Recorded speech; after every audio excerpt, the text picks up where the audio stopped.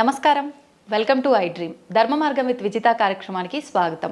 ప్రస్తుతం మనతో పాటు ఉన్నారు సమన్వయ సరస్వతి వాగ్దేవి పుత్రులు బ్రహ్మశ్రీ సామవేదం షణ్ముఖ శర్మ గురువుగారు. ఇప్పుడు గురుగారితో మాట్లాడి మరిన్ని విషయాలు తెలుసుకుందాం. మనకున్న సందేహాలన్నింటినీ కూడా నివృత్తి చేసుకునే ప్రయత్నం చేద్దాం. నమస్కారం గురుగారు. నమస్కారం అమ్మా. గురుగారు, ఆఖరణ ఒక చిన్న విషయం, అంటే ఆదర్శ దంపతులుగా ఎందుకు తీసుకోవాలన్నది మీరు చెప్పిన వివరణ అయితే నిజంగా చాలా బాగుంది. ఇప్పటి జనరేషన్ వాళ్ళకి నిజంగా అంత ఆదర్శంగా ఉండలేరేమో, కొంతలో కొంత ఉండాలంటే ఒక చిన్న మెసేజ్ ఏమిస్తారు? ఎప్పుడైనా మానవ సంబంధాలు నిలబడేవి సహనం, సర్దుబాటు, ఈ రెండింటి వల్ల నిలబడతాయమ్మా. అలాగే మన పూర్వతరాలన్నీ అలాగే నిలబెట్టుకుంటూ కుటుంబ వ్యవస్థను ఇక్కడ దాకా తీసుకొచ్చాయి. భార్యాభర్తలు ఎప్పుడు కలిసి ఉండాలి, అదొక్కటే. ఎందుకంటే విడిపోవడానికి కారణాలు వీళ్ళు వెతుకుతారు, కలిసి ఉండడానికి కారణాలు వెతికితే అవి కనబడతాయి. మన శరీరంలో ఏదో ఒక అనారోగ్యం వచ్చిందనుకోండి, శరీరం విడిచిపెట్టాలనుకోం కదా, దాన్ని సవరించుకోవాలనుకుంటాం, లేకపోతే దాంతోపాటు బతికేస్తాం.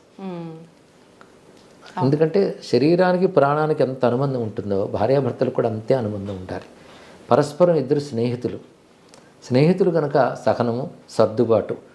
ఒకరు హద్దు తప్పితే ఇంకొకరు కాస్త సహనం వహించి వాళ్ళని సవరించే ప్రయత్నం చేయాలి, సర్దుబాటు చేసుకునే ప్రయత్నం చేయాలి. వీటితోనే ఏ రిలేషనే నిలబడుతుంది. ఎందుకంటే విడిపోతూ వెళుతూ ఉంటే ఎవరితో సర్దుకోగలరు? కాబట్టి అది నిలుపుకోవాలి. ఎందుకంటే కుటుంబం కోసం నిలుపుకోవాలి.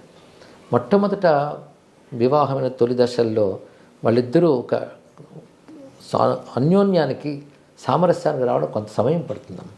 ఉదాహరణకు ఒక సర్జరీ చేశారనుకోండి, కొత్తగా లోపల ఆర్గన్ పెడితే అది బాడీకి సూట్ అవ్వడానికి కొంత టైం పడుతుంది. అవునండి, దేనికైనా అంతే. కొంచెం ఎమోషన్స్ అంటారు, భావోద్వేగాలు కలగచ్చు. ఇంటలెక్ట్, ఎమోషన్స్, ఒకవైపు బుద్ధి, ఆలోచన, ఇంకోటి భావోద్వేగాలు, ఇంటి మధ్య ఒక సామరస్యం రావడం కష్టం, కొంచెం కాలం పడుతుంది. అందుకు పెద్దలు ఈ సమయంలో బాధ్యత వహించాలి. అందుకే అటు ఇటు పెద్దలు పెళ్ళికి పూనుకోవడానికి అదే కారణం. వీళ్ళు ఏవైనా ఆవేశాలు వస్తే సర్దుబాటు చేస్తారు. భర్త మీద అలిగి ఇప్పుడు పుట్టింటికి వస్తే నీకు అత్తింట్లే ముఖ్యం అక్కడే అని చెప్పేవాడు పూర్వం. ఎందుకు ఇవన్నీ అంటే రిలేషన్ నిలపడం కోసం చేసిన ప్రయత్నాలు. ఇప్పుడు ఆ రిలేషన్ నిలపాలనే ప్రయత్నం పెద్దవాళ్లలోనూ కొరబడుతుంది. వీళ్ళు తొందరపాటే, వాళ్ళు తొందరపాటు. ఏదైనా ఇబ్బంది వచ్చిందంటే అక్కడికన్నా ఇక్కడే ప్రశాంతంగా ఉంటావు, వదిలేసి వచ్చేయనట్టుగానే ఉన్నాయి పెద్దవాళ్ళ మాటలు కూడా. అవునమ్మా. సుఖంగా బ్రతకడం కంటే ధర్మంగా బ్రతకడం గొప్పది. అది నేర్పాలి. కాస్త సహించేన కష్టాన్ని ఓర్చుకునైనా ధర్మాన్ని కాపాడుకుంటే ధర్మం ఎప్పుడైనా మనం కాపాడుతుంది. అలా ధర్మం బేస్డ్గా రిలేషన్స్ ఉండాలి. అంతేగాని మనం మనస్సు చెప్పినట్టు అనుబంధాలు ఉండకూడదు, ధర్మం చెప్పినట్టు అనుబంధాలు ఉండాలి. అది భావోద్వేగాలు అనుబంధాలు నిర్ణయించకూడదు, ధర్మం నిర్ణయించాలి. అలా ధర్మబంధమైన అనుబంధాల గురించి చెప్పే కనుకనే రామాయణం లాంటి గ్రంథాలు మనకు నిలబడిపోయాయి. ఈ విధానం అంతా కరెక్ట్గా ఉండాలి, ఇలాంటివి జరగకుండా అంటే పిల్లల్ని పెంచేటప్పటి నుంచే మనం ఇలాంటివన్నీ కూడా అలవర్చాలంటారా గురుగారు? అవునమ్మా. మైండ్ సెట్ ఎలా చేసామనేది చాలా ముఖ్యం. నిన్న మొన్నటి తరాల వరకు కూడాను బాహ్యంగా ఏం చదువుకున్నా ఈ ధర్మం పిల్లలకు అందేటట్టు ఇంటి ద్వారా అందించేవారు. ఇప్పుడు పిల్లల జీవితం విద్యార్థి దశ నుంచే ఇంట్లో తక్కువైపోయింది, ఇంటితో అనుబంధం తగ్గిపోయింది. అవునండి. పెద్దవాళ్ళకు కూడా తెలియని కాలమే వచ్చేసింది, కానీ తెలుసుకోవాలి.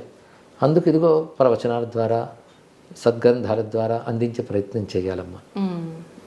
చిన్నప్పటి నుంచి ఇలా నేర్పుతూ ఉంటే ధర్మం యొక్క ప్రాధాన్యత తెలుస్తుంది, వాళ్ళే కాపాడుకోగలరు తర్వాత. గురుగారు, కాలం విషయానికి వస్తే ఇందాక మీరు స్టార్టింగ్లో చెప్పినప్పుడు కాలం గురించి, కాలం ఎప్పుడూ మంచిదే, ప్రతిరోజు కూడా మంచిదే, ఏది అంటే చెడ్డది కాదు, ఏది మనకు అపాయం చేయదు అని చెప్పి. కాలము అంటే ఒక సమయం కింద తీసుకున్నాం అనుకోండి, ఆ సమయాన్ని ఎవరు ఎలా ఉపయోగించుకుంటున్నారో దాన్ని బట్టే వెళ్తుంది. కానీ ఒక్కొక్కరు అంటే ఏం ఆలోచిస్తారంటే మన కర్మని బట్టే మనం ఉపయోగించుకునే సమయమైనా ఏదైనా ఉంటుంది, ఇవన్నీ మాటలు అంటుంటారు. ఏం చెప్తారంటే ఇటువంటి వాళ్ళు? మన కర్మని బట్టి అంటే ఒకప్పుడు మనం చేసుకున్న కర్మేగా, అది కూడా మనం చేసిందే కదా, తానంత తాను రాదు కనుక ఒకప్పుడు మనం చేసుకున్న దాని ప్రకారం ఉన్నప్పుడు అదేంటో మనకు తెలియదు కదా. ఇప్పుడు మనం చేయాల్సింది జాగ్రత్త పడాలి. ఎందుకంటే కాలం యొక్క ప్రభావం మన మీద ఎంత ఉంటుందో మన యొక్క ప్రభావం కాలం మీద ఉంటుంది. ధర్మాధర్మాలు లోకల్లో ఉంటే దానికి తగ్గట్టుగా కాలం అనుకూల ప్రతికూలాలు ఉంటుంది. ధర్మాధర్మాలు మన నుండే వస్తాయి కదా. అందుకు కాలం చెడు చేసిందనే కంటే మనం చేసిన కర్మ కాల రూపంలో ఫలితాన్ని ఇస్తుంది. అందుకే సత్కర్మ చేస్తుండాలి. ఇదివరకు ఏదో దుష్కర్మల వల్ల ఇప్పుడు కాలం ప్రతికూలంగా ఉన్నప్పటికీ ఇదివరకటిది మనం ఇప్పుడు వెళ్ళి సవరించుకోలేం. కానీ ఇప్పుడు సత్కర్మాచరణ చేస్తూ ఏమైనా ప్రతికూలత వచ్చినా ఒకప్పుడు చేసుకున్న చెడ్డ పని యొక్క ఫలితం ఇదేని కొంచెం సహనం వహిస్తూ ఉంటే, అందుకే ఇందాక చెప్పినట్టే సహనం వహించాలి, సవరించుకోవాలి. ఈ రెండిటితో మనం కాలం అనుకూలం చేసుకోవచ్చమ్మా. గురుగారు, తల్లిని మించిన దైవమే లేదు అంటుంటారు. అంటే భగవంతుడే గొప్ప, సృష్టికి మూలమే భగవంతుడు అంటాం.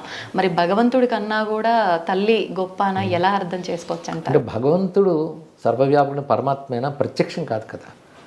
భగవంతుడు ఎలాగైతే మనకు కారణమై మనల్ని పోషిస్తూ రక్షిస్తూ ఉంటాడో, అలా మన పుట్టుక కారణమై మనల్ని పోషించి రక్షించి కాపాడడం అనే ఒక దైవత్వం తల్లిలో కనబడుతుంది. తండ్రిలోనూ అలాంటి దైవత్వం కనబడుతుంది. అందుకే ఒక దైవీ గుణం లక్షణం అక్కడ ఉంది కనుక వాళ్ళని ఆరాధిస్తే దేవతలను ఆరాధించినట్లే. అది మాతాచ పార్వతీదేవి పితాదేవో మహేశ్వర అంటారు. అంటే పార్వతీదేవి తల్లి, శివుడే తండ్రి అని.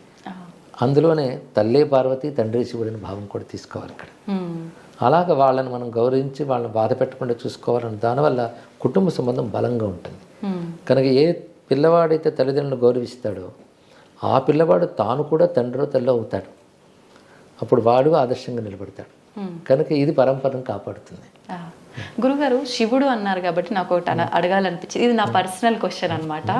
నాకు శివుడు అంటే అది భక్తి అని చెప్పలేని ఒక రకమైన పిచ్చి.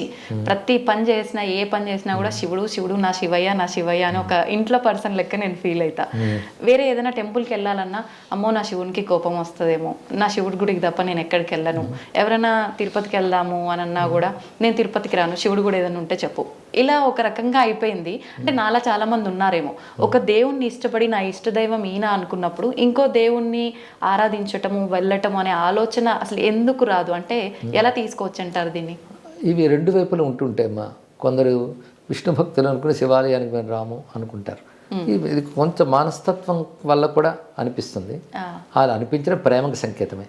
అందులో ఇతర దేవతను తక్కువ చూసామని అర్థం కాదు, మన దేవతని ఎక్కువగా చూసామని అర్థం. వెళ్ళినా తప్పు లేదు. ఎందుకంటే సర్వదేవతలు ఒకే భగవంతుని యొక్క స్వరూపాలు అనేది మన శాస్త్రం చెప్తోంది. మన శివుడి మీద ఇష్టం ఉన్నప్పుడు శివుడే ఈ దేవతల రూపంలో ఉన్నాడని వెళ్ళి నమస్కరించవచ్చు. నాకు ఈ సమయంలో లీలాసుకుడు కృష్ణకర్ణామృతంలో ఒక మాట అంటాడు, నేను కనిపించిన ప్రతి దేవుడికి దండం పెడతాను. ఏమడుగుతానంటే నా కృష్ణుడిపై నా భక్తి మరింత పెరిగేలాగా ఆశీర్వదించమని అడుగుతాను. నందస్య పుణ్య నిశ్చయే మా భక్తి రస్తు అంటాడు. అద్భుతం, బాగుంది కదా. అలాగే మనం కూడా ఈ దేవతలందరినీ అంగీకరిస్తాం సనాతన ధర్మంలో. కనుక మన ఇష్టదైవం మీద భక్తి పెరిగేలాగా వీళ్ళు అనుగ్రహించవచ్చు. దేవతలకు ఏమైనా కోపం వస్తుందా అండి? అలాంటివి ఏవీ లేవు, మనం ఏర్పరచుకున్న భావాలే. ఎందుకు సర్వదేవ నమస్కార కేశవం ప్రతి గచ్చతి అని మాట ఉంది. అదేవిధంగా సర్వదేవ నమస్కార శంకరం ప్రతి గచ్చతి అని కూడా అంటారు. అని ఎవరికి నమస్కరించినా వెళ్ళేది ఒకే పరమాత్మకి. అంటే ఎక్కువ తక్కువలు ఏవీ లేవు. ఇష్టం ఒకరి మీద ఉంటుంది, అంటే అర్థం ఇంకొకరి మీద అనిష్టం అని కాదు. ఒకరి మంది ప్రీతి కలగడం మాత్రం సహజం. అందుకే ఒక మాట అంటారు రామకృష్ణ పరమహంస, ఇష్టదేవత నిష్ఠ ఉండాలి, ఇతర దేవత ద్వేషం ఉండకూడదని. చాలా చక్కటి మాట చెప్పారు. అంటే ఏ ఆలయంకి వెళ్ళినా, అమ్మవారి ఆలయంలోకి వెళ్ళినా నాకు అక్కడ అమ్మవారు ఉన్నారని అనిపించదు. శివయ్య, ఓం నమ శివాయ అని వచ్చేస్తుంది నోట్లో నుంచి.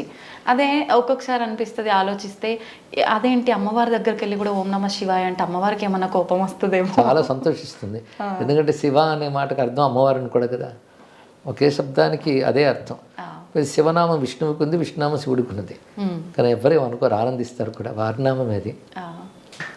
సంతోషం గురుగారు, చాలా మంచి విషయాలు తెలుసుకున్నాను. నిజంగా నా మనసులో ఉన్న సందేహం ఎప్పటి నుంచో ఇది మీ మాటల ద్వారా విని నిజంగా నాకు చాలా ఆనందంగా ఉంది. నాలో ఉన్న భయం కూడా పోయింది గురుగారు. సంతోషమ్మా, ధన్యవాదాలండి. శుభమ్మ. శ్రీరామ రక్ష. జై శ్రీరామ్ అండి.